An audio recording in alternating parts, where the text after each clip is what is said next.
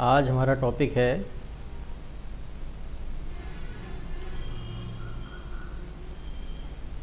Eddy current. EMI हम लोगों का चल रहा था, उसी में आगे जो टॉपिक है उसका नाम है एडी करंट।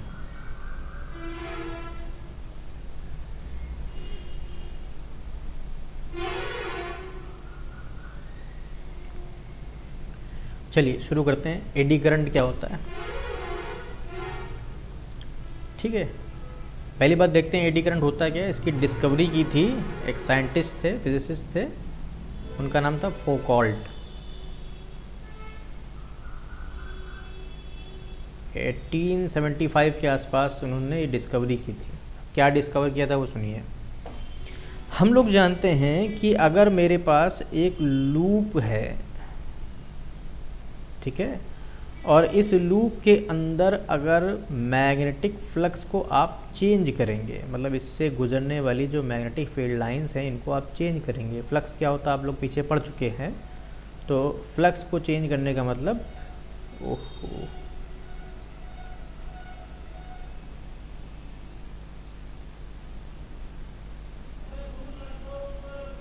ठीक है, ये मैग्नेटिक फील्ड लाइंस हैं। फ्लक्स को चेंज करना मतलब मैग्नेटिक फील्ड लाइंस को चेंज कर देना, ठीक है।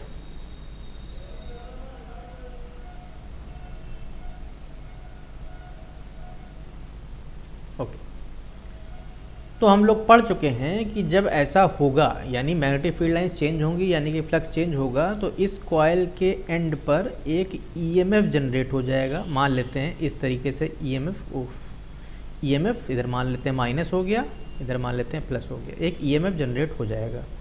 और अगर हम सर्किट को क्लोज करेंगे, मतलब एक्सटर्नली हमने कोई रेजिस्टेंस लगा दिया, तो एक करंट फ्लो स्टार्ट हो जाएगा। उस करंट को हम लोग इंड्यूस्ड करंट बोलेंगे। ये हम लोग पढ़ चुके हैं। किसके लिए? कॉइल के लिए। अगर कॉइल होगा, इसकी जगह पर आप ये सोच के देखिए कि आपके पास पूरा का पूरा एक मेटल रखा हुआ है। ये एक मेटल है, ठीक है, ये मेटल है। और इसमें अगर हम यही काम करें, मतलब एक मैग्नेटिक फील्ड को क्रॉस कराएं और उसको चेंज कराएं, तो ये क्या इसमें होगा? क्योंकि भाई कॉइल जो आपका मैंने लूप बनाया है, तो लूप एक्चुअल में है तो मेटल ही। तो अगर उसके अंदर हो रहा है तो इसका मतलब इसमें भी होना चाहिए, ठीक है। ठीक है, तो ये इसकी स्टडी की थी फोकॉल्ट ने, और उन्होंने देखा कि ऐसा होता है। ज़रूरी नहीं कि लूप ही हो, मेटल की प्लेट है तो उसमें भी ऐसा होगा। बस मेटल की प्लेट में एक प्लस पॉइंट ये है कि इसमें हमको सर्किट को क्लोज करने की ज़रूरत नहीं है। उसमें सर्किट को क्लोज करना पड़ता है क्योंकि ओपन होता है। यहाँ पे ऑलरेडी सर्किट क्लोज है।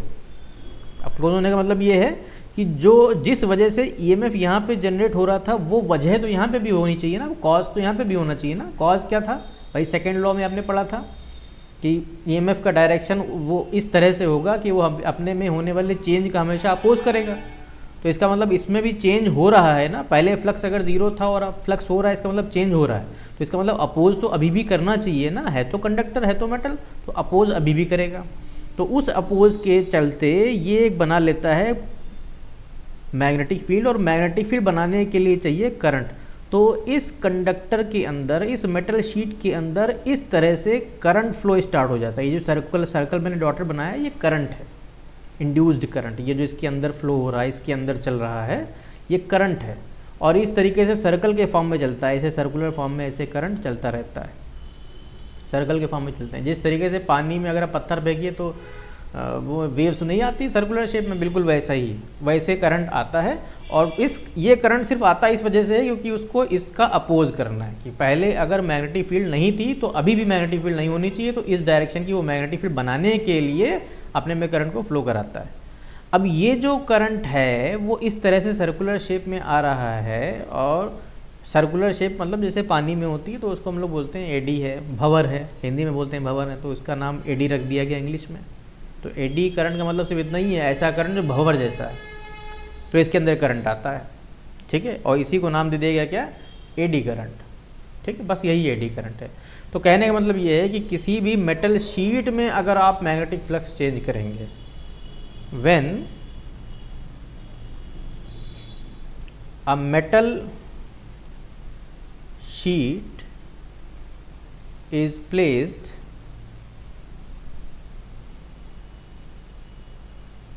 under the effect of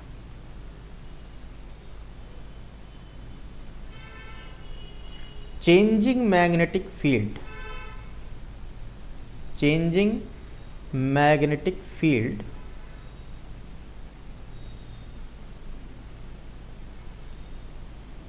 and induced current in the shape of circles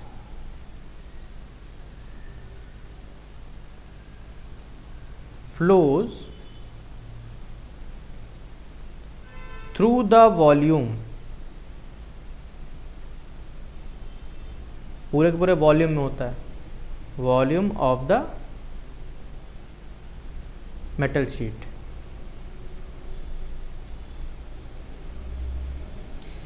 this current is known as eddy current. इसी को हम लोग एडी करंट बोलते हैं, बाकी और कुछ नहीं है। बस इस बार जो है आप लूप को हटा के सोचिए कोई प्लेट रख दी गई है तो उसमें भी होगा ऐसा, तो उसमें होगा तो उसको हम लोग क्या बोल देंगे, एडी करंट। अब इस एडी करंट की वजह से कुछ फिनोमेनाज या कुछ अच्छी बातें भी होती हैं, कुछ ख़राब बातें भी होती हैं। अच्छी बातें क्या हैं, देखिए अच्छी बातें ऐसी होती हैं, जैसे बातें क्या होती हैं वो आपको बताते हैं, फिर अच्छी बातें ख़राब हैं कि नहीं है वो आगे देख लेंगे। जैसे मान लिया ये हमारे पास मेटल प्लेट है और इसमें मैंने फ्लक्स को चेंज कराया है, वो किसी भी तरीके से फ्लक्स चेंज हो रहा है, इसके अंदर एक एडी करंट फ्लो हो जाएगा ऐसे थ्रू आउट द वॉल्यूम। ठीक है, अब इतना सारा ना बना के हम सिर्फ ऐसे बना देते हैं कि मेरे पास ये मेटल शीट है ऐसे ऐसे और इसके अंदर यूं ऐसे करंट फ्लो हो रहा है, this is called eddy current. ठीक है, यही क्या है, एडी करंट।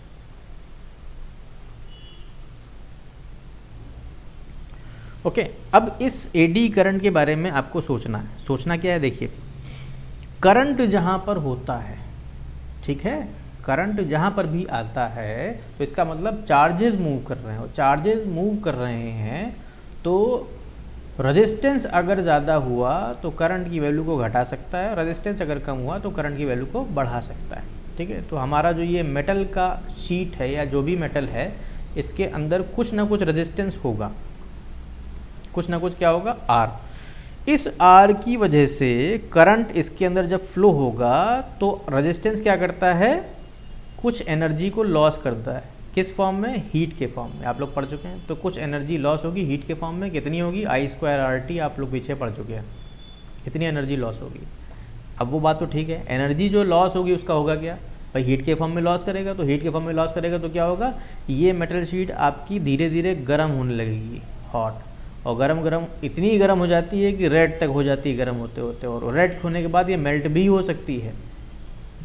दोनों काम हो सकते हैं।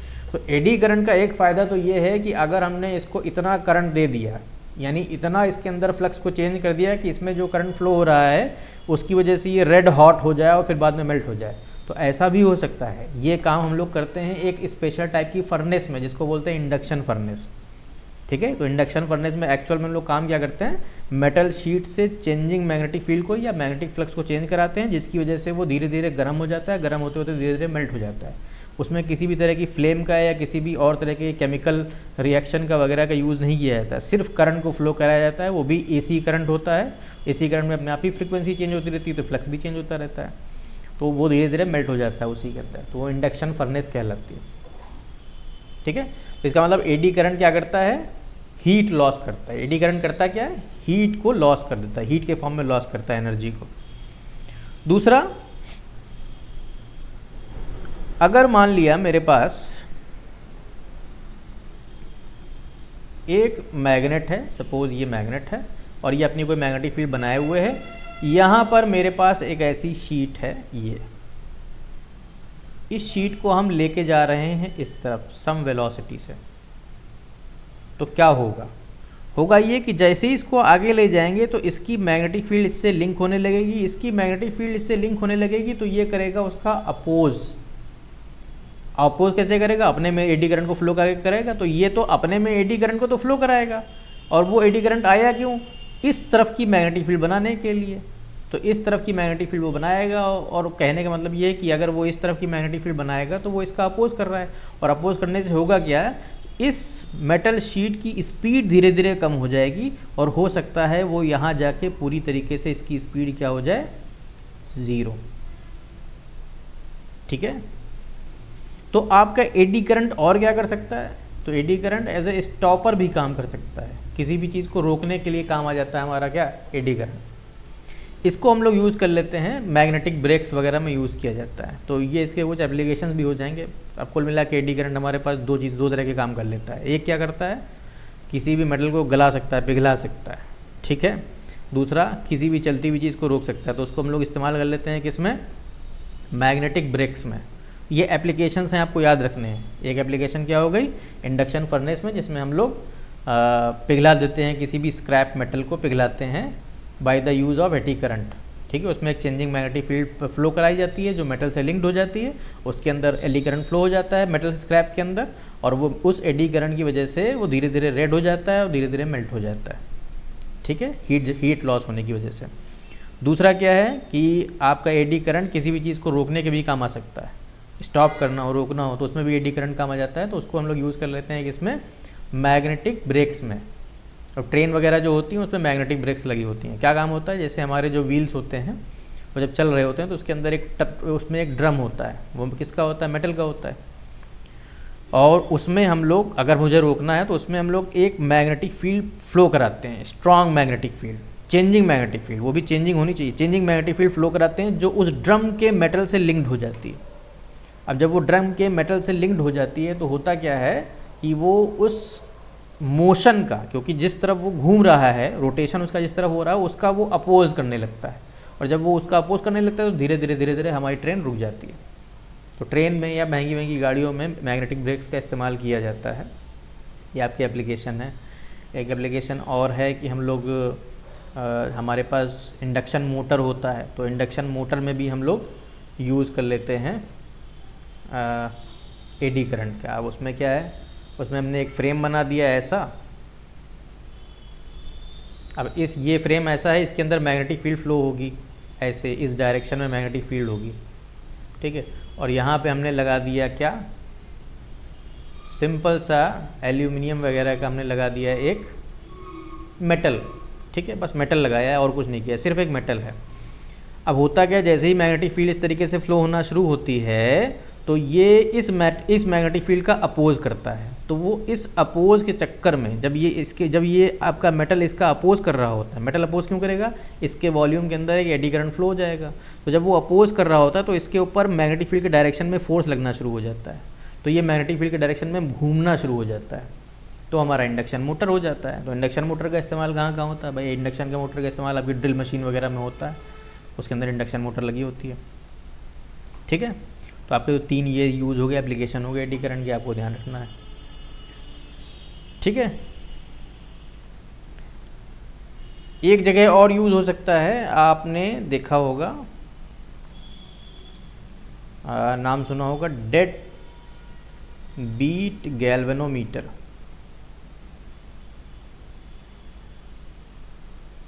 ठीक है। डेड बीट का मतलब ये है कि जो गैल्वेनोमीटर होता है उसका काम क्या होता है, करंट को सेंस करना। तो जैसे मान लीजिए मेरी ये नीडल है, जैसे ही करंट फ्लो होगा तो मेरी नीडल इस तरफ मान लो गई, तो जब ये इधर जाती है तो इधर रुक नहीं पाती, वो इस तरफ जाके ऑसिलेट करना शुरू कर देती है, ठीक है, यूं ऑसिलेट करना शुरू कर देती है। तो जब वो ऐसे ऑसिलेट करने लगेगी तो हमको एक्चुअल रीडिंग नहीं मिल पाती है, तो जब एक्चुअल रीडिंग नहीं मिल पाएगी तो इसको हम लोग बोलते हैं बीट। तो ये हमारा गैल्वेनोमीटर बीट करने लग गया। अब इस बीट को रोकना है, ठीक है। अब इस बीट को कैसे रोकेंगे, तो इस बीट को रोकने का तरीका ये है कि हम लोग काम ये करते हैं कि हमारा जो अंदर का सर्कुलर कॉयल होता है, मतलब जो हमारा सिलेंडर था, जो आप लोगों ने गैल्वेनोमीटर पढ़ा था, तो जो हमारा सिलेंडर था मैग्नेटिक फील्ड के बीच में, ये मैग्नेटिक फील्ड थी, ठीक है। इसके अंदर पहली बात तो हम लोग यहाँ पे यूज़ कर लेते हैं क्या, सॉफ्ट आयरन। सॉफ्ट आयरन का काम सिर्फ इतना होता है कि वो डीमैग्नेटाइज हो जाता है, ठीक है, उसका काम तो ख़त्म हो गया। हम लोग काम कर लेते हैं ये जो यहाँ पर रेक्टेंगुलर फ्रेम लगा होता है, ये फ्रेम जिसके अंदर हम लोगों को कॉयल को भरना है, कॉपर के कॉयल को, ये फ्रेम हम लोग एल्यूमिनियम का यूज़ कर लेते हैं, ठीक है। तो एल्यूमिनियम का फ्रेम यूज़ करने से होता ये है कि इसके अंदर एडी करंट आ जाता है, और वो एडी करंट क्योंकि वो मैग्नेटिक फील्ड में रखा हुआ है, जब आपका ये कॉयल यूं यूं ऑसिलेट कर रहा होता है तो वो मैग्नेटिक फील्ड की तरफ घूम रहा होता है, मैग्नेटिक फील्ड में घूम रहा होता है, तो जिसकी वजह से इसमें एक एडी करंट आ जाता है जो इसके मोशन को अपोज करने की कोशिश करता है और धीरे धीरे इसको रोक देता है, ठीक है। तो ये जो ऑसिलेशन था, ये जो बीट आ गया था इसके अंदर, इसको ख़त्म करने के लिए भी हम लोग यूज़ कर लेते हैं एल्यूमिनियम का, और एल्यूमिनियम के ऊपर हम लोग लगा देते हैं कॉपर कॉयल, जिसकी वजह से इसकी बीटिंग खत्म हो जाती है। तो इसको हम लोग बोल देते हैं डेड बीट गैल्वेनोमीटर। और यूज़ किस चीज़ का किया गया है, एडी करंट का, तो ये डेड बीट गैल्वेनोमीटर हो गया, ठीक है। और एडी करंट से एक नुकसान भी हो जाता है हालांकि। अब वो लॉस क्या होता है, जब आप लोग पढ़ेंगे आगे एक डिवाइस को हम लोग बोलते हैं ट्रांसफार्मर, तो उसमें आप लोग देखेंगे कि अगर मैंने एक सिर्फ मेटल प्लेट ली और इस मेटल प्लेट को मैग्नेटिक फील्ड में रखा तो इसमें एडी करंट आ जाता है। इस एडी करंट से क्या होता है, लॉस ऑफ एनर्जी, बस सीधा इतना याद रखिए, लॉस ऑफ एनर्जी, ठीक है। तो मान लो किसी मैग्नेटिक फील्ड में रखा गया तो लॉस ऑफ एनर्जी हो जाएगी। तो हम लोग काम क्या करते हैं कि इसके पाथ को छोटा कर देते हैं, इस एडी करंट की वैल्यू को कम कर देते हैं। कैसे कम करेंगे, हमने इसको ऐसे बना लिया,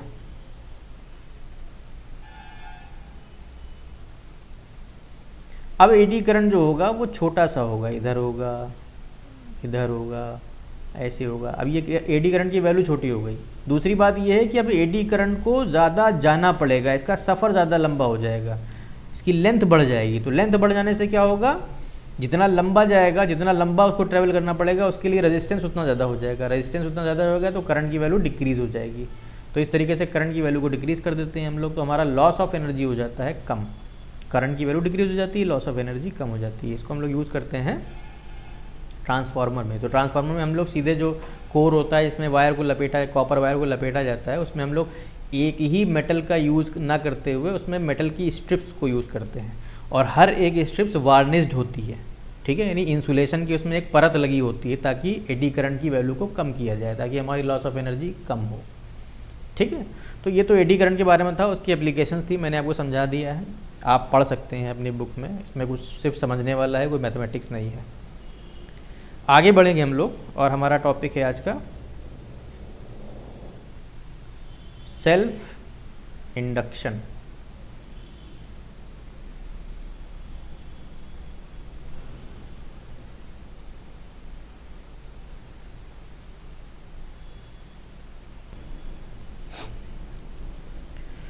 सेल्फ इंडक्शन क्या होता है, देखिए, मान लीजिए हमारे पास एक कॉइल है,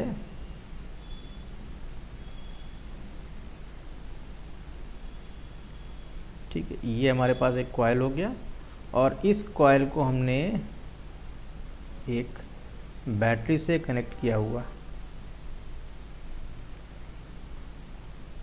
ठीक है। अब ज़रा सोचिए ध्यान से कि अभी बैटरी में, अभी सेल में, अभी की मैंने क्लोज नहीं की है, तो मतलब नो करंट। अभी इनिशियल सिचुएशन हमारी ऐसी है कि करंट हमारे पास अभी ज़ीरो है। अगर मैं की को क्लोज करूँगा तो क्या होगा, तो आप लोग को पता है यहाँ से इस सेल से करंट आना स्टार्ट हो जाएगा। क्या हो जाएगा, स्टार्ट हो जाएगा, शुरू होगा। अब ऐसा थोड़ी ना होगा कि करंट की वैल्यू तुरंत ही एक अपनी फिक्स वैल्यू पे पहुंच जाएगा, ऐसा तो होगा नहीं भाई। अगर मान लो इस सेल से करंट 2 एम्पियर का ड्रॉ होने वाला है, मान लेते हैं 2 एम्पियर का ड्रॉ होने वाला है, तो की क्लोज करते ही 2 एम्पियर तो हो नहीं जाएगा, धीरे धीरे बढ़ेगा, मतलब बहुत होगा तो बहुत जल्दी, लेकिन उसको हमको एक छोटे छोटे टाइम इंटरवल में सोचते हुए चलना है, ठीक है। क्योंकि हम लोगों ने अभी तक डीसी के बारे में पढ़ा है, इसलिए डीसी से बता रहे हैं, वरना एसी से तो आपको तुरंत समझ में आ जाती है ये बात। करंट धीरे धीरे बढ़ना शुरू होगा, करंट जब इंक्रीज कर रहा होगा उस सिचुएशन के बारे में आप सोचिए। जब इस कॉइल के अंदर करंट जाएगा तो हम लोग जानते हैं इसके अंदर एक मैग्नेटिक फील्ड बन जाएगी। भाई सोलेनॉइड ही तो है, तो मैग्नेटिक फील्ड एक बन जाएगी। कितनी बन जाएगी वो भी हम लोग जानते हैं कि इसके सेंटर में मैग्नेटिक फील्ड बनेगी μ0 Ni। ये आप लोग पीछे पढ़ चुके हैं, इतनी मैग्नेटिक फील्ड बनेगी। अब ये जो मैग्नेटिक फील्ड है वो किस पे डिपेंड कर रही है? I पर। तो अगर धीरे धीरे I बढ़ रहा है इसका, तो इसका मतलब मैग्नेटिक फील्ड भी धीरे धीरे बढ़ रही होगी। अब ये जो मैग्नेटिक फील्ड है वो हर एक कॉइल से लिंक्ड है। भाई मैग्नेटिक फील्ड जा रही है, बन तो इसी के अंदर रही है, तो इसका मतलब इसके अंदर जितने भी सर्कल्स हैं, जितने भी टर्न्स हैं, सबसे ये वाली मैग्नेटिक फील्ड लिंक्ड है और ये धीरे धीरे बढ़ रही है। अगर ये धीरे धीरे बढ़ रही है इसका मतलब हर एक कॉइल से लिंक्ड मैग्नेटिक फील्ड चेंज हो रही है। अगर वो मैग्नेटिक फील्ड चेंज हो रही है इसका मतलब हमारे EMI के रूल के मुताबिक इसमें एक EMF भी जनरेट होना चाहिए, जो कि होता है। अब वो EMF जनरेट हो जाता है हमारा अप्लाइड EMF के अपोजिट। मतलब अगर हमारा अप्लाइड EMF जो है वो इस तरफ है, इस डायरेक्शन में अप्लाइड EMF है, तो अपोजिट डायरेक्शन में एक इंड्यूस्ड EMF आ जाता है। ठीक है, लेकिन ये तब तक आएगा जब तक करंट चेंज होगा। चेंज होना बंद हो जाएगा तब नहीं आएगा। ठीक है, सिर्फ जब तक चेंज हो रहा तब तक की बात कर रहे हैं। और इस इंड्यूस्ड करंट, इस इंड्यूस्ड EMF की वजह से एक इंड्यूस्ड करंट भी फ्लो होगा जो कि उसी डायरेक्शन में होगा, ये इंड्यूस्ड करंट हो जाएगा। अब अप्लाइड करंट का डायरेक्शन इस तरफ है, इंड्यूस्ड करंट का डायरेक्शन इस तरफ है, तो ये जो इंड्यूस्ड करंट है ये अप्लाइड करंट का क्या करेगा? अपोज। और जब ये अपोज करेगा तो इस तरफ किसी भी तरह का करंट नहीं आएगा। कब तक नहीं आएगा? जब तक करंट चेंज हो रहा है, मतलब इसकी वैल्यू यहाँ से चेंज होते हुए आ रही है। जब ये अपनी कांस्टेंट वैल्यू पे पहुँच जाएगा तब यहाँ पर करंट आ जाएगा, क्योंकि तब अपोजिशन बंद हो जाएगी। उधर से जो अपोजिशन आ रहा है वो बंद हो जाएगा, और अपोजिशन बंद हो गया तो करंट यहाँ पे आ जाएगा। ठीक है, इसी तरीके से अगर मैं की को ओपन कर लूँगा तो करंट धीरे धीरे डिक्रीज होगा।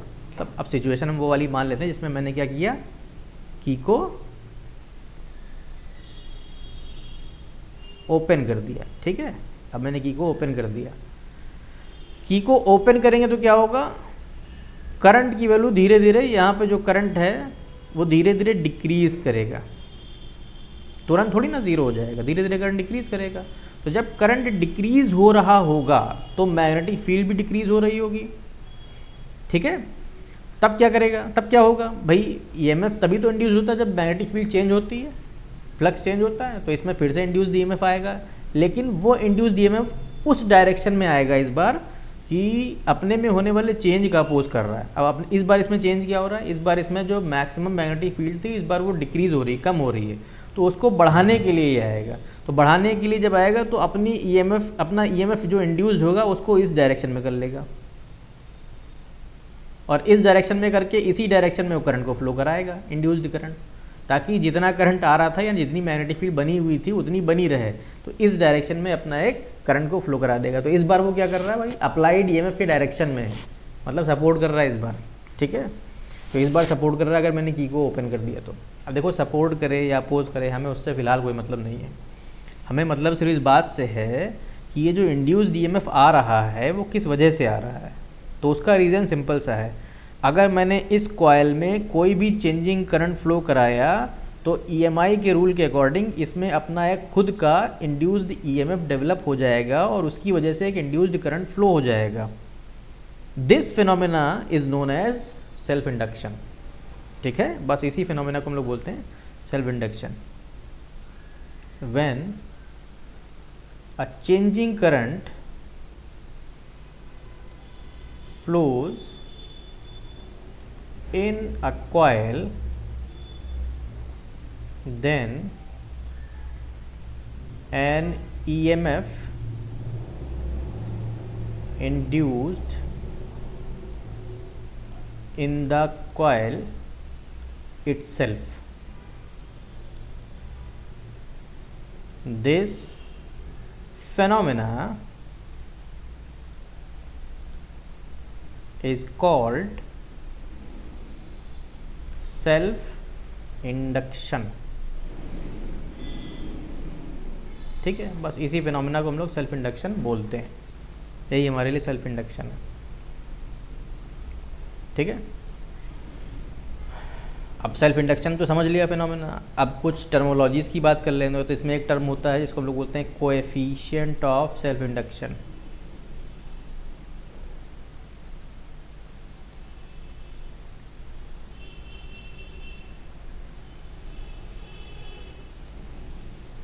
Coefficient of self induction. अब इस कोएफिशिएंट को हम लोग हमेशा लिखेंगे एल से डिनोट किया जाएगा। और इसकी वैल्यू निकालना बड़ा सिंपल है। कैसे? देखिए, ये हमारा कॉइल था,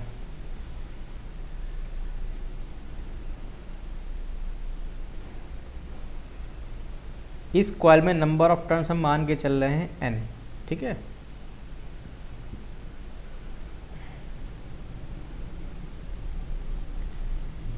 अब इस कॉइल में जो इंड्यूस्ड करंट आएगा, इंड्यूस्ड करंट की बात कर रहा हूँ मैं, ध्यान रखिएगा, यहाँ से सेल से जो करंट आएगा उसकी बात नहीं कर रहे हैं। ये जो इंड्यूस्ड करंट आएगा, अगर मैंने की को क्लोज किया, वो इंड्यूस्ड करंट किस बात पे डिपेंड करेगा? तो भाई इस बात पे डिपेंड करेगा कि जितना फ्लक्स चेंज हुआ है उसी बात पे तो डिपेंड करेगा।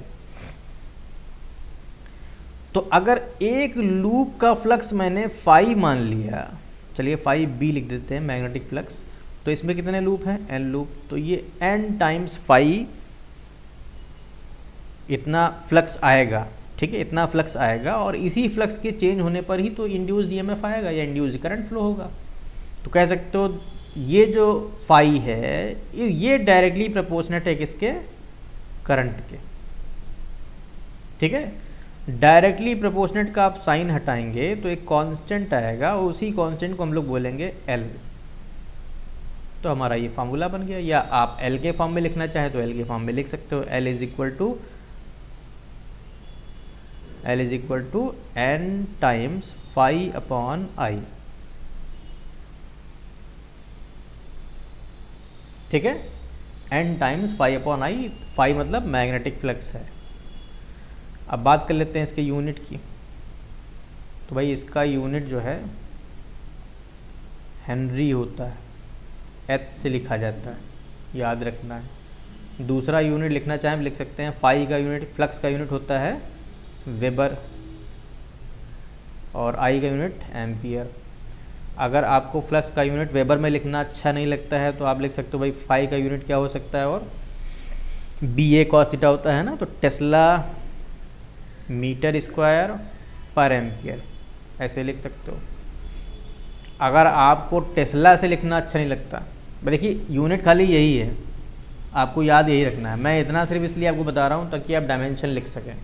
तो डायमेंशन लिखने के लिए ज़रूरी है। अब आपको जो मैग्नेटिक फील्ड है उसका यूनिट टेस्ला होता है, तो टेस्ला का डायमेंशन तो आपको याद नहीं होगा, तो आप मैग्नेटिक फील्ड के डायमेंशन को चेंज कर दीजिए। कैसे? भाई हमारे पास फार्मूला था F=IBL, तो यहाँ से B=F upon I into L आ जाएगा। तो हमारा जो मैग्नेटिक फील्ड हो जाएगी उसका यूनिट आप न्यूटन पर एम्पियर मीटर भी लिख सकते हो, और नीचे क्या है, एक एम्पियर और है तो ये एम्पियर स्क्वायर हो जाएगा। ठीक है, अब न्यूटन का तो डायमेंशन आपको मालूम है,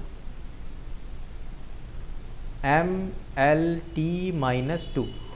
एम्पियर का डायमेंशन तो यही होता है, तो ये ऊपर जाके -2 हो जाएगा। और ये मीटर है, मीटर का क्या होता है L, ऊपर L से L कैंसिल हो जाएगा तो L की पावर 0 हो जाएगी।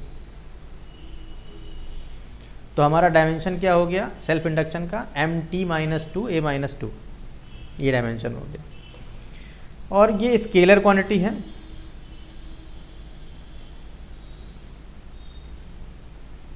डायरेक्शन वायरेक्शन की ज़रूरत नहीं है, बस स्केलर क्वांटिटी है। और ये सिर्फ पॉजिटिव होती है, नेगेटिव नहीं होती, ओनली पॉजिटिव। ठीक है, नेगेटिव नहीं होती। दूसरी बात ये जो इंड्यूस्ड ईएमएफ जनरेट होगा ये कितना होगा वो भी निकालना है। इंड्यूस्ड ईएमएफ जनरेटेड कितना जनरेट होगा, कैसे हम लोग कैलकुलेट करेंगे? जनरेटेड, ठीक है।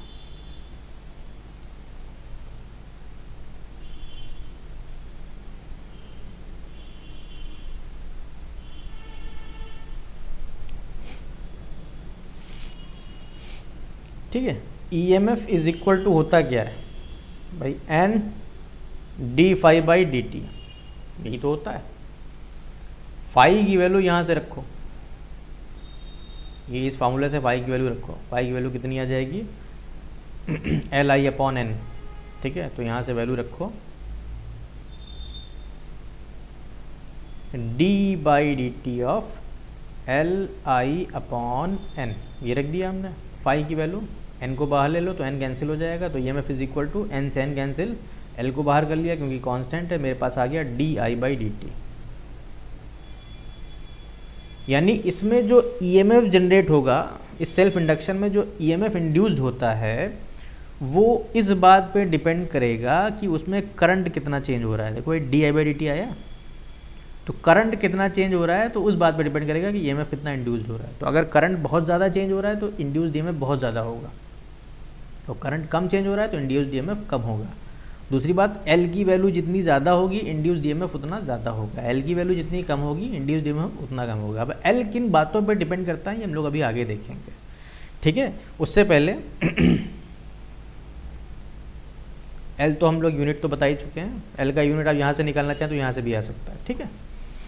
चलिए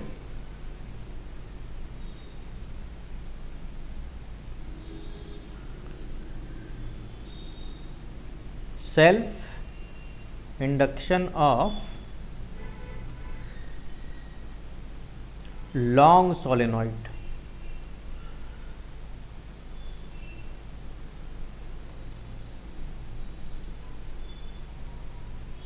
जो हम लोग ने पीछे पढ़ा था लॉन्ग सोलेनॉइड, उसके बारे में बात हो रही है। ये हमारा सोलेनॉइड था,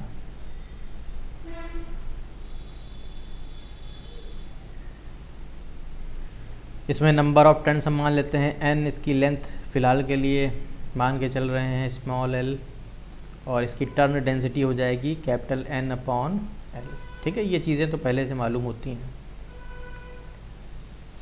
ठीक है। अब हम लोग जानते हैं, क्या जानते हैं कि इसमें जो इंड्यूस्ड EMF जनरेट होगा उसकी वैल्यू होगी L D I by D T, ठीक है। उतना ही तो जनरेट होगा,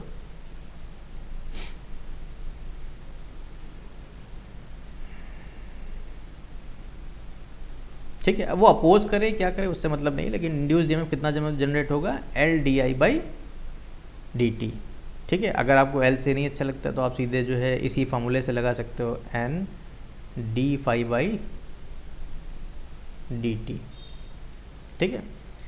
बस यहाँ पर जो फ्लक्स है उसकी वैल्यू आप B A into cos theta रखिए, ठीक है। बी ए इंटू कॉस, भाई फ्लक्स का फार्मूला क्या होता है, बी इंटू ए इंटू कॉस थीटा। वैसे हमको इसमें EMF निकालने से कोई मतलब है नहीं, हमको तो एल की वैल्यू निकालनी है ना, तो हमारा उसके बिना भी काम चल जाएगा। चलिए हटा देते हैं इसको, हमको EMF नहीं निकालना, हमको निकालना सिर्फ एल की वैल्यू। तो अगर एल की वैल्यू निकालनी है तो हमारा काम सिर्फ एल के फार्मूले से ही चल जाएगा, हमको और किसी चीज़ की ज़रूरत नहीं है, ठीक है। भाई एल का फार्मूला हम लोगों ने पीछे क्या बनाया है, ये बनाया N phi by I, N phi upon I. अब फाई क्या होता है भाई, फाई होता है हमारा बी इंटू ए इंटू कॉस थीटा, ठीक है। Magnetic field solenoid, long solenoid की वजह से क्या होती है, आप लोग पीछे पढ़ चुके हैं, वो होती है म्यू नॉट इंटू एन आई। ये क्या होता है भाई, एरिया होता है, इसको ऐसे ही लिखा रहने दो, ठीक है। Cos theta, theta is the angle between magnetic field and area vector, तो ये बताने की ज़रूरत तो है नहीं, ये तो 0 डिग्री होगा ही होगा, तो कॉस 0 की वैल्यू सीधे सीधे 1 होती है। आई से आई कैंसिल हो गया, मेरे पास एल की वैल्यू आ गई है mu naught capital N into small N two A. Capital N लिखने में अच्छा ना लगे तो आप लिख सकते हैं स्मॉल एन इंटू एल, ठीक है। या स्मॉल एन की वैल्यू चेंज करना चाहें तो लिख सकते हैं N upon L.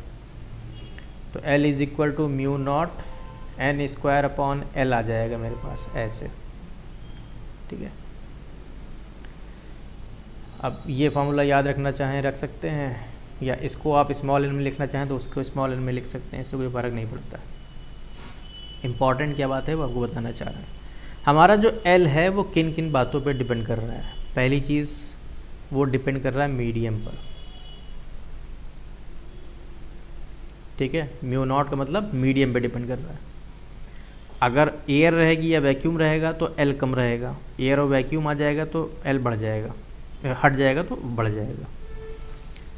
Number of turns अगर आप बढ़ा देंगे विदाउट इंक्रीजिंग द लेंथ, देखिए एल के अपोजिट है, देखिए एल नीचे है, मतलब एल अगर आप बढ़ाओगे तो एल कम हो जाएगा। तो आपको इसकी लेंथ बढ़ाए बिना एन को बढ़ाना है, ठीक है, यानी टर्न के ऊपर और टर्न दे दीजिए। तो इंक्रीज एन विदाउट एल, तो आपका एल बढ़ जाएगा। तीसरा, अगर हम एरिया बढ़ा दें, ठीक है, एरिया बढ़ा दें तो हमारा एल बढ़ जाएगा। तो हमारा एल जो है यानी सेल्फ इंडक्शन जो है वो कुल मिला के 3 बातों पे डिपेंड कर रहा है। नंबर ऑफ टर्न्स पे डिपेंड कर रहा है, लेंथ पे डिपेंड कर रहा है, और एरिया ऑफ क्रॉस सेक्शन पे डिपेंड कर रहा है, मीडियम पे डिपेंड कर रहा है। तो हमारा जो शॉर्ट सोलेनॉइड होता है, शॉर्ट छोटा, उसका सेल्फ इंडक्शन बहुत अच्छा होता है, बहुत ज़्यादा होता है, क्योंकि उसका लेंथ कम होता है। और जो लॉन्ग सोलेनॉइड होता है उसका कम होता है, क्योंकि उसका लेंथ बहुत ज़्यादा होता है, ठीक है। दूसरी बात, अब हमने ये एल तो समझ लिया, अब हमको एक चीज़ और जाननी है कि हमारा जो ये लॉन्ग सोलेनॉइड है इसमें एनर्जी कितनी स्टोर्ड होगी। एनर्जी स्टोर्ड इन सोलेनॉइड, इस सोलेनॉइड में एनर्जी कितनी स्टोर्ड होने वाली है, ठीक है। ये हमारे लिए इम्पॉर्टेंट है, फार्मूला भी इम्पॉर्टेंट है, छोटा सा डेरिवेशन है वो भी इम्पॉर्टेंट है, कोई बहुत बड़ी बात नहीं। देखो भाई, एनर्जी निकालने का तरीका क्या होता है भाई, आपको मैंने बताया है, इलेक्ट्रोस्टैटिक्स में भी बताया था, इलेक्ट्रिसिटी में भी बताया था। एनर्जी का आपके पास फार्मूला एक ही है, देखो वही फार्मूला था V = W/Q। तो W = कितना हो जाता है, V × Q। तो हमारे पास एनर्जी निकालने के लिए यही एक फार्मूला है। W की जगह पे आप एनर्जी मान लीजिए, this is your energy, V × Q, ठीक है। अब आप कहेंगे Q तो इसमें होगा भी नहीं, इसमें तो करंट है। भाई Q की जगह पे क्या लिख सकते हो, IT, तो ये लिख सकते हो V × I × T, ऐसे लिख सकते हो भाई। तो एनर्जी निकालने का फॉर्मूला यही है। अब किसी छोटे से टाइम इंटरवल के लिए मान लेते हैं हमारे पास छोटी सी एनर्जी आ जाती है, जो कि होती है वोल्ट की जगह पे, वोल्टेज की जगह पे E लिख रहे हैं, E × I × dt, ठीक है, E × I × dt। अब EMF कितना जनरेट होगा, हम लोग पीछे पड़ चुके हैं। EMF कितना जनरेट होता है, LdI/dt। तो EMF की जगह पे हमने लिख दिया LdI/dt, अभी हम लोगों ने पीछे निकाला था। तो EMF की जगह पे आ जाएगा LdI/dt, I × dt आगे था, dt से dt कैंसिल हो गया, हमारे पास आ गया du = L, I को आगे कर लेते हैं, × di। अब हमें सिर्फ काम इतना करना है कि इंटीग्रेशन करना है, तो हम इसका इंटीग्रेशन कर लेंगे। तो हमको टोटल एनर्जी चाहिए, तो इंटीग्रेशन हमको 0 से लेके I तक, टोटल नेट करंट तक करना है। तो नेट करंट मान के चल रहे हैं I है, L तो बाहर आ गया, कांस्टेंट है। I dy करेंगे तो मेरे पास आ जाएगा I²/2, लिमिट को रख देंगे I और 0। तो अपर लिमिट रखने पर, लोअर लिमिट रखने पर मेरे पास आंसर क्या आने वाला है भाई, ½ Li² ही आएगा। ये आपको याद रखना है फॉर्मूला, ½ Li², ठीक है। किसी भी इंडक्टर में, सोलेनॉइड में, इंडक्टर जनरली हम लोग बोलते हैं, तो किसी भी इंडक्टर में एनर्जी कितनी स्टोर होती है, वो होती है ½ Li², ठीक है। यानी करंट कितना फ्लो हो रहा है उसका स्क्वायर कर दो, और जो भी उसका सेल्फ इंडक्शन है उससे मल्टीप्लाई कर दो, हाफ कर दो, आ जाएगा एनर्जी स्टोर्ड, कितनी एनर्जी स्टोर्ड है उसके अंदर, ठीक है।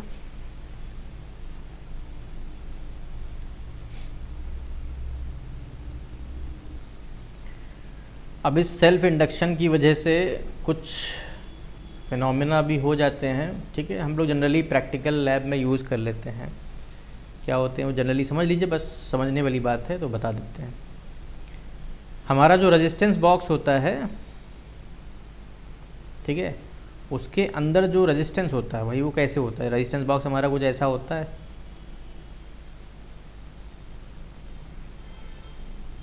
ठीक है, यहाँ पे मान लेते हैं की लगी होती है, ऐसे ये की लगी होती है। अब ये जो की लगी इसको आप निकालते हैं तो रेजिस्टेंस क्रिएट होता है। ऐसी बहुत सारी की होती हैं, हम सिर्फ एक को लेके समझा रहे हैं। इसके अंदर क्या होता है, तो इसके अंदर एक सिलेंडर टाइप का होता है स्ट्रक्चर, और उसके ऊपर इस तरीके से वायर लपेटा हुआ होता है, और ये जो वायर लपेटा हुआ होता है ये रेजिस्टेंस वायर होता है। ठीक है, ये रेजिस्टेंस वायर होता है जो स्टैंडर्ड होता है, मतलब इसका एक रेजिस्टेंस फिक्स होता है, तभी तो उतना रेजिस्टेंस क्रिएट हो जाता है जितना हम चाहते हैं। अब इसमें वायर ऐसा क्यों लगा हुआ है? ठीक है, किसी किसी क्या हो सकता है अगर तो सीधे रेजिस्टेंस ही लगा देते हैं वो लोग, लेकिन जनरली जो हमारा ओरिजिनल रेजिस्टेंस बॉक्स होता है वो ऐसा होता है। अब इसमें ये जो ये वाला पार्ट है इसको यहाँ समझिए, ये ऐसा होता है, ये सिलेंडर होता है ऐसा,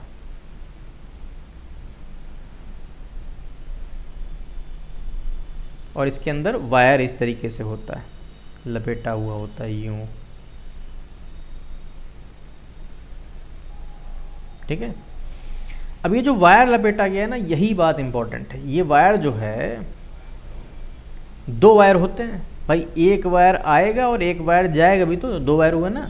तो इसमें जो दो वायर होते हैं उनको ऐसे लिया जाता है, मतलब ऐसे।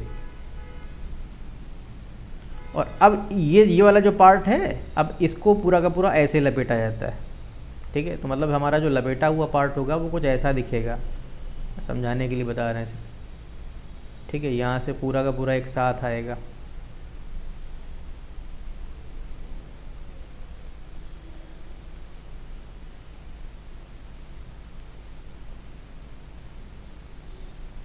ठीक है, और चलो ये यहाँ तक मान लेते आया है, और ये ऐसा।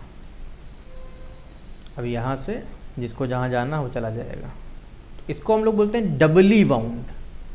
क्या कहलाता है ये? डबली वाउंड।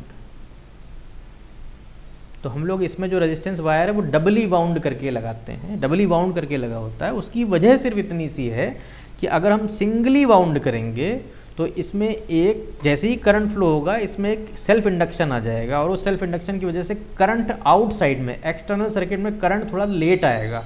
हमको तो चाहिए तुरंत, तो करंट लेट ना हो उसकी वजह से हम लोग डबली वाउंड करते हैं। अब डबली वाउंड करने से होता क्या है भाई, डबली वाउंड मान लो ये इस तरीके से है,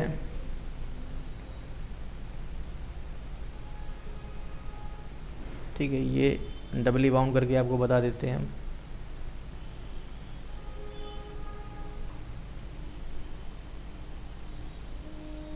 ठीक है, ज़्यादा बड़ा नहीं बनाएंगे, इतना काफ़ी है।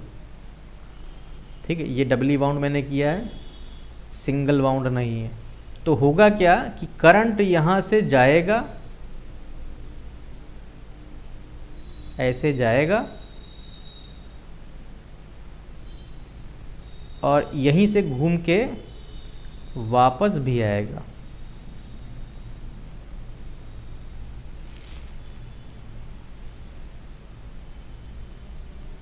इससे क्या होगा?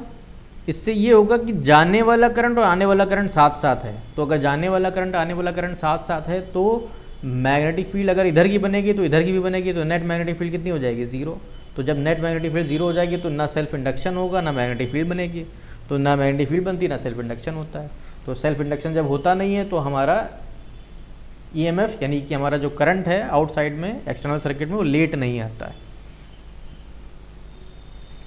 सेकंड,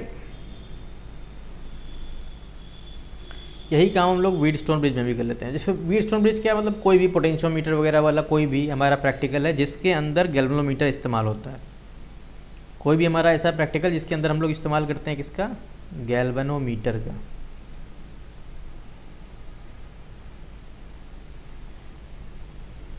ठीक है, जिसके अंदर हम लोग गैल्वेनोमीटर का इस्तेमाल करते हैं। तो जब भी गैल्वेनोमीटर का इस्तेमाल करते हैं हम लोग तो गैल्वेनोमीटर के आगे भी एक की लगाते हैं। ठीक है, कोशिश करते हैं गैल्वेनोमीटर के आगे भी की लग जाए। उससे क्या फ़र्क पड़ेगा? उससे फ़र्क ये पड़ेगा कि हम लोग पहले मेन की को क्लोज करते हैं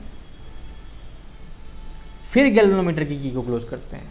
इससे क्या फ़र्क पड़ेगा? इससे फ़र्क ये पड़ेगा कि हमारा जो भी सर्किट है उस सर्किट के अंदर करंट आया कि नहीं आया ये हमको पता नहीं चल पाएगा अगर मैंने गैल्वेनोमीटर को साथ में लगा दिया, क्योंकि गैल्वेनोमीटर के अंदर होता है कॉइल, और अगर उसके अंदर कॉयल है तो उसके अंदर सेल्फ इंडक्शन आ जाएगा जैसे ही करंट को हम लोग ओपन करेंगे, करंट को क्लोज, की को क्लोज करेंगे, करंट को फ्लो कराएंगे। तो करंट उसमें जल्दी से आउटसाइड सर्किट में नहीं दिखेगा, तो हमें लगेगा नहीं करंट आया कि नहीं आया।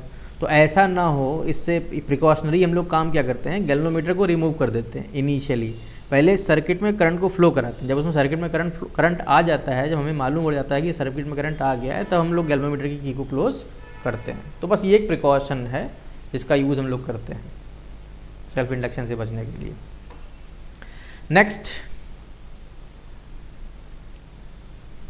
Next topic is mutual induction.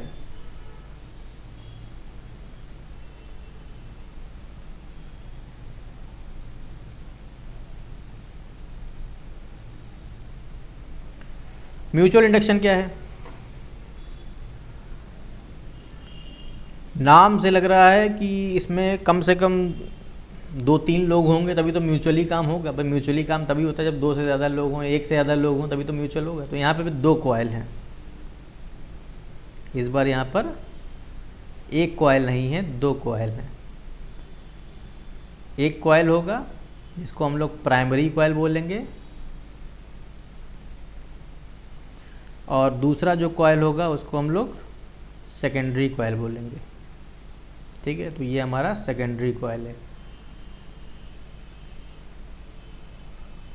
अब प्राइमरी कॉयल और सेकेंडरी कॉयल इस बात पर डिपेंड करते हैं कि जहाँ पर हम लोग ईएमएफ अप्लाई करेंगे उसको प्राइमरी बोला जाएगा, और जहाँ पर ईएमएफ अप्लाई नहीं करेंगे उसको सेकेंडरी बोला जाएगा। तो मान लो ये कॉयल है, इसमें मैंने इस तरीके से ईएमएफ को अप्लाई किया, तो इसको हम लोग प्राइमरी बोल देंगे। तो सेकेंडरी कॉयल में कुछ भी अप्लाई नहीं करना है, उसमें सिर्फ सेंसिंग के लिए आप गैल्वेनोमीटर लगा लें, समझने के लिए, फ़िलहाल के लिए समझने के लिए। बस इसमें से देखिए, इसमें क्या होता है, इसमें होता है इनपुट, इसमें इनपुट दिया जाएगा, उसमें अपने आप हमको आउटपुट मिलेगा। कैसे मिलेगा देखते हैं, वही तो हम लोग को समझना है।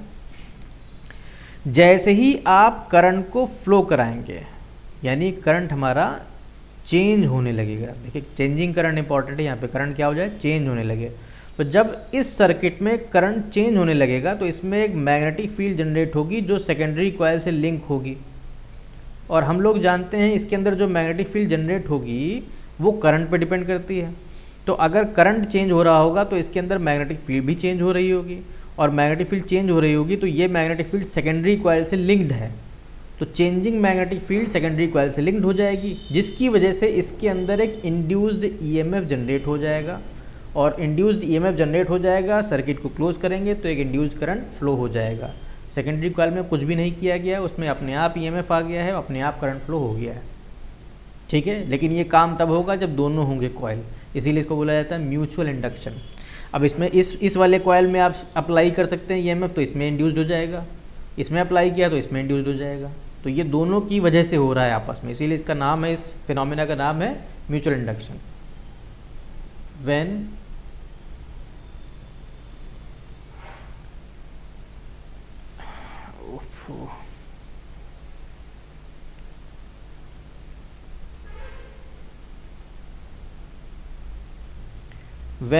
a changing current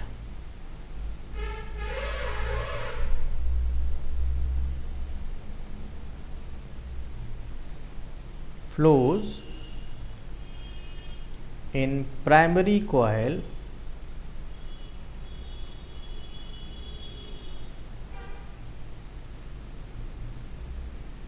a changing magnetic field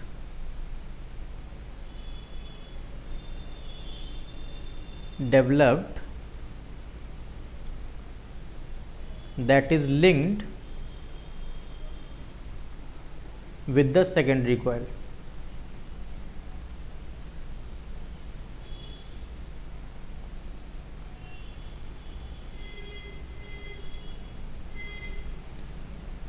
Due to this,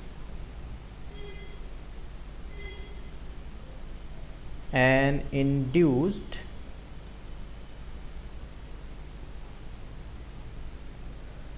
EMF generated across the ends of secondary coil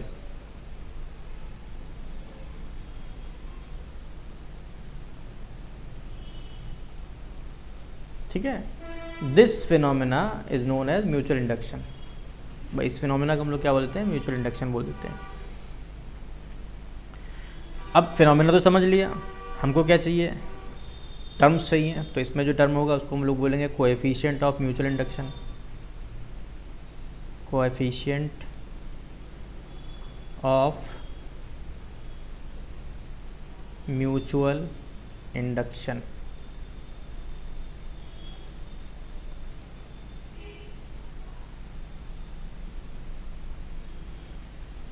इसको हम लोग हमेशा कैपिटल एम से लिखेंगे, और सिंपली ये भी बिल्कुल वैसा ही है जैसे ये हमारा एक प्राइमरी कॉइल है। प्राइमरी कॉइल में जो करंट जाएगा उसको हम लोग आई पी बोल देंगे, और इसके अलॉन्ग जो पोटेंशियल डिफरेंस हम देंगे उसको हम वी पी बोल देंगे, ठीक है। इसमें number of turns N P मान लेते हैं। यहाँ पे मान लेते हैं सेकेंडरी कॉइल होगा, सेकेंडरी कॉइल में जो करंट आएगा उसको हम आई एस बोल देंगे। इसमें नंबर ऑफ टर्न्स हमने एन एस बोल दिए। इसमें जो पोटेंशियल डिफरेंस आएगा उसको वी एस बोले दे रहे हैं, ठीक है। ये सिर्फ टर्मोलॉजीज़ हैं। इसमें करंट देंगे तो इसमें मैग्नेटिक फील्ड जनरेट होगी, और वो मैग्नेटिक फील्ड लिंक होगी इससे सेकेंडरी कॉइल से, जिससे इसमें फ्लक्स चेंज होगा। इसको हम लोग फाई एस बोले दे रहे हैं फ़िलहाल के लिए। फाई इसी का फाई का ही काम है हमको बस। अब इसके अंदर जो फ्लक्स चेंज हो रहा है सेकेंडरी कॉइल में, वो डायरेक्टली प्रोपोर्शनेट है इस करंट पर। अब ये जितना करंट होगा उसी के हिसाब से इसके अंदर मैग्नेटिक फील्ड आएगी, उसके हिसाब से इसके अंदर फ्लक्स चेंज होगा। तो ये करंट जैसे जैसे चेंज होगा वैसे वैसे इसके अंदर फ्लक्स आएगा। तो हम कह सकते हैं ये this flux is directly proportionate to primary coil का करंट। प्रोपोर्शनेट का हम लोग साइन हटाएंगे तो कांस्टेंट आ जाएगा, और वही कांस्टेंट हमारा क्या है, म्यूचुअल इंडक्शन। तो m की वैल्यू हमारे पास आ जाएगी N S into phi upon I P, ठीक है। यूनिट की जल्दी जल्दी बात कर लेते हैं। भाई इसका यूनिट भी हेनरी है, इसका यूनिट वही है तो डायमेंशन भी वही होगा। तो डायमेंशन अब नहीं बताएंगे। स्केलर क्वांटिटी है, जैसे वो स्केलर क्वांटिटी थी सेल्फ इंडक्शन, वैसे ये भी स्केलर क्वांटिटी है, ठीक है। अब सीधे मतलब की ही बात करेंगे कि म्यूचुअल इंडक्शन कितना होता है, किस बात पे डिपेंड करता है। तो mutual induction of two long solenoid placed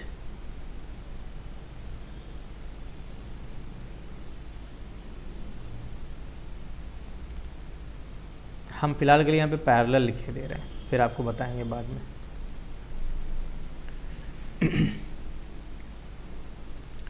अब ये हमारा प्राइमरी कॉइल है,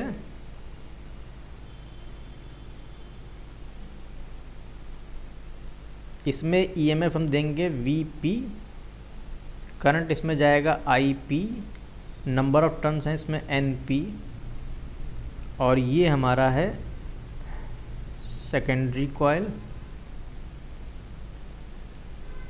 जिसमें पोटेंशियल आएगा वी एस, करंट आएगा I S, number of turns हैं एन एस, ठीक है। हमको म्यूचुअल इंडक्शन निकालना है। तो म्यूचुअल इंडक्शन होता कितना है भाई, म्यूचुअल इंडक्शन अभी आपने पढ़ा N S into phi upon I P है।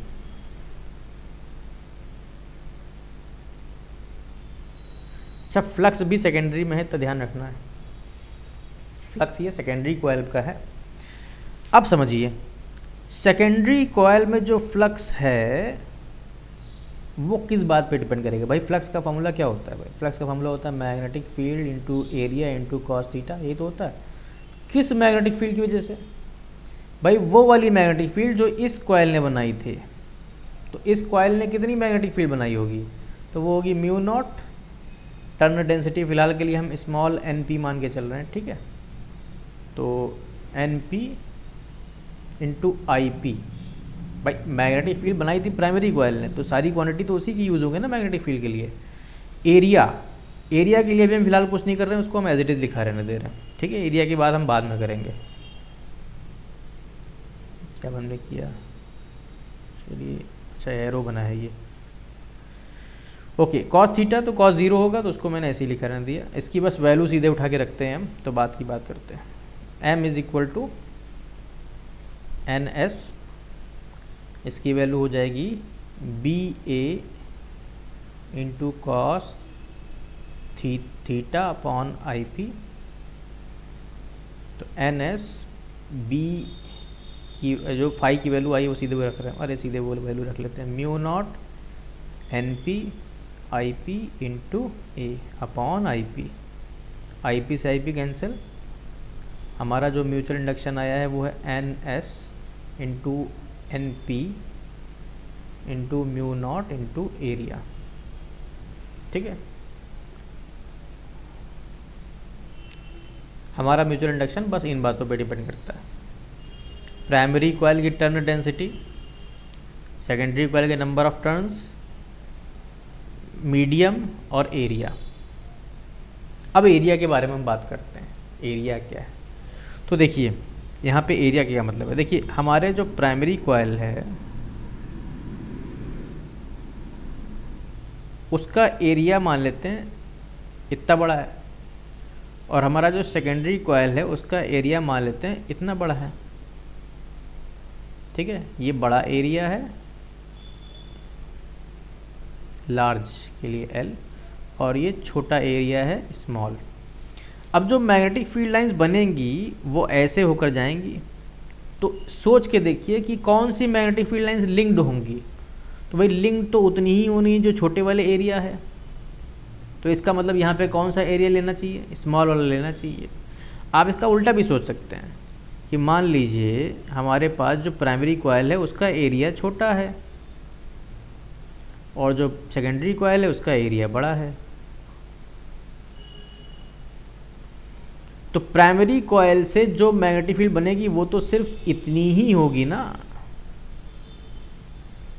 तो इसका मतलब जो फ्लक्स चेंज होगा वो सिर्फ छोटे से एरिया में ही होगा। तो यहाँ पर जो एरिया है वो एक्चुअल में स्मॉलर एरिया जिसका भी होगा, वो चाहे प्राइमरी हो चाहे सेकेंडरी हो कॉइल, उससे मतलब नहीं है, जिसका भी एरिया स्मॉल होगा वो वैल्यू रखी जाएगी यहाँ पर, ठीक है। तो हमारा म्यूचुअल इंडक्शन क्या हो गया, N S N P mu naught into small area. तो हमारा म्यूचुअल इंडक्शन किन किन बातों पे डिपेंड कर रहा है, number of turns secondary coil, turn density primary coil, medium और स्मॉल एरिया। तीसरा, इसमें तीसरी बात क्या है वो समझिए। तीसरा ये डिपेंड करता है ओरिएंटेशन पर, जो इसमें फॉर्मूले में नहीं है वो आपको खुद समझना पड़ेगा। ओरिएंटेशन पे, ओरिएंटेशन का मतलब ये है कि ये मेरा प्राइमरी कॉइल है और मान लेते हैं ये मेरा सेकेंडरी कॉइल है। अब इसमें से जो मैग्नेटिक फील्ड लिंक होगी वो तो ये होगी, तो कितनी लिंक है, सिर्फ दो टर्न से लिंक है। तो इसका मतलब ये में जो जनरेट होगा, जो म्यूचुअल इंडक्शन होगा वो पूरा इतना तो आ नहीं पाएगा, क्योंकि इसका तो एरिया ही अलग है, नंबर ऑफ टर्न्स ही अलग आ रहा है, ठीक है। अगर मैंने इसको ऐसे रख दिया, ठीक है, यूँ, तो इससे मैग्नेटिक फील्ड जो बनेगी, ठीक है, वो सारी की सारी मैग्नेटिक फील्ड लाइंस लिंक्ड नहीं होंगी। हम लोग चाहते हैं कि मैग्नेटिक फील्ड सारी की सारी लिंक्ड हो जाए, तो उसके लिए हम काम क्या करते हैं, प्राइमरी कॉइल को लेते हैं और इसी के ऊपर सेकेंडरी कॉइल लगा देते हैं यूँ, ठीक है। ये हमारा क्या था, प्राइमरी, और ये हमारा क्या है, सेकेंडरी। इसको हम लोग बोलते हैं कोएक्सियली, ठीक है। तो हम लोग कोएक्सियली रखते हैं ताकि हमारा म्यूचुअल इंडक्शन मैक्सिमम हो, किसी भी तरह की मैग्नेटिक फील्ड का लॉस ना हो, तो इस तरीके से रखा जाता है। तो म्यूचुअल इंडक्शन हमारी इन बातों पे डिपेंड करने के अलावा ओरिएंटेशन पे भी डिपेंड करता है कि हमने किस तरह से सेकेंडरी कॉइल और प्राइमरी कॉइल को आपस में रखा हुआ है, ये होता है ओरिएंटेशन, ठीक है। अब हम लोग लास्ट में देख लेते हैं कि ईएमएफ कितना जनरेट होगा सेकेंडरी कॉइल में। बस आपका ये टॉपिक ख़त्म हो गया। ये हमारा प्राइमरी कॉइल था, potential difference in primary coil, current in primary coil. ये हमारा सेकेंडरी कॉइल था, potential difference in secondary coil, current in secondary coil. ठीक है, नंबर ऑफ टर्न्स इसमें हम मान के चल रहे हैं एनपी, इसमें मान के चल रहे हैं एनएस प्राइमरी। ठीक है, ईएमएफ क्या होता है? EMF is change in magnetic flux. ठीक है, किसका? इस वाले का। तो इसी में तो फ्लक्स चेंज होना है भाई, फ्लक्स तो इसी के अंदर आएगा ना। और नंबर ऑफ टर्न्स किसका? पोटेंशियल हम किसका देख रहे हैं? ईएमएफ भाई सेकेंडरी कॉइल का देख रहे हैं ना, तो हमको वीएस देखना है एक्चुअल में, तो ये हम वीएस देख रहे हैं, तो इसका नंबर ऑफ टर्न्स हो गया। ठीक है, अब हमको खाली चाहिए किसकी वैल्यू? फाई की वैल्यू। अब फाई की वैल्यू कहाँ से निकल आएगी? फाई की वैल्यू मेरी निकल आएगी यहाँ से, इस फॉर्मूले से। कहाँ था? यही था ये। फाई की वैल्यू यहाँ से कितनी आएगी? m into I P upon N S. ठीक है, m into I P upon N S. ठीक है, ये वैल्यू आई है, इसको यहाँ पे पुट कर लेते हैं। तो E M F is equal to N S D by D T of m into I P upon N S. m constant, N S constant बाहर निकाल लेंगे तो एन एस तो कैंसिल हो जाएगा, मेरे पास आ जाएगा E is equal to D I P upon D T, और m भी बाहर आया था, यही ईएमएफ हो जाएगा हमारा सेकेंडरी कॉइल का पोटेंशियल। अब सेकेंडरी कॉइल का पोटेंशियल किस बात पे डिपेंड कर रहा है? तो प्राइमरी कॉइल के करंट के चेंज होने पर डिपेंड कर रहा है। D I P upon D T मतलब चेंज होना। ठीक है, विद रिस्पेक्ट टू टाइम। तो जिस रेट से ये चेंज होगा प्राइमरी कॉइल का करंट, उतना ही पोटेंशियल डेवलप हो जाएगा सेकेंडरी कॉइल में। और जितना दोनों के बीच में m होगा, यानी म्यूचुअल इंडक्टेंस होगा, उस पर भी डिपेंड कर रहा है। जितना ज़्यादा होगा उतना ज़्यादा ईएमएफ जनरेट होगा। ठीक है, तो ये फॉर्मूला भी आपको याद रखना है। सीधे फॉर्मूला लगाएंगे, क्वेश्चन सॉल्व हो जाते हैं। न्यूमेरिकल कोई बहुत टफ नहीं होते हैं। थ्योरी ज़्यादा इंपॉर्टेंट है, बता दिया है। न्यूमेरिकल की ज़रूरत पड़ेगी तो वो भी हम बता देंगे। ठीक है, तो आज के लिए इतना ही। अब हमारा एक नया चैप्टर स्टार्ट होगा AC अगले में।